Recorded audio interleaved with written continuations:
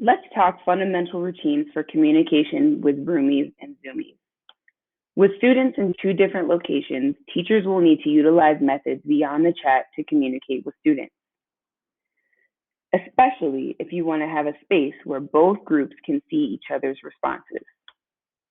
Remember, you are encouraged to adapt, adopt, or add to the different strategies for student communication I'm about to show you based on your classroom context, goals, and culture.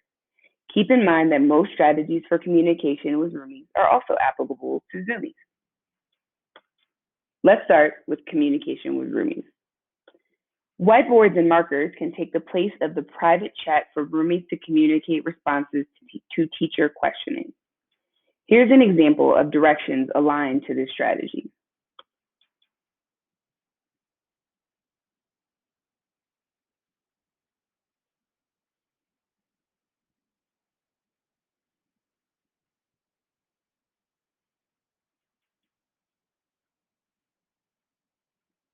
Hand signals are another strategy for communication with roomies.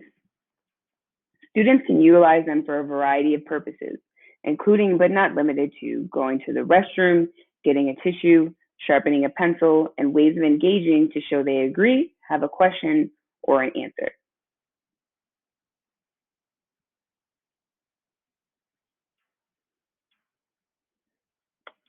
Let's talk communication with Zoomies.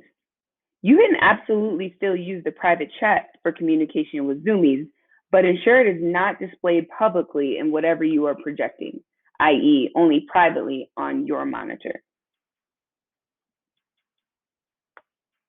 Lastly, there are some strategies that are inclusive of both groups, primarily those on Schoology, which are encouraged due to their centrality for both groups.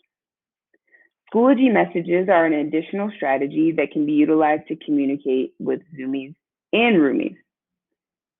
Schoology discussions are another strategy that can be utilized to communicate with both groups, especially if you're looking to promote community by requiring students to respond to or build upon each other's answers.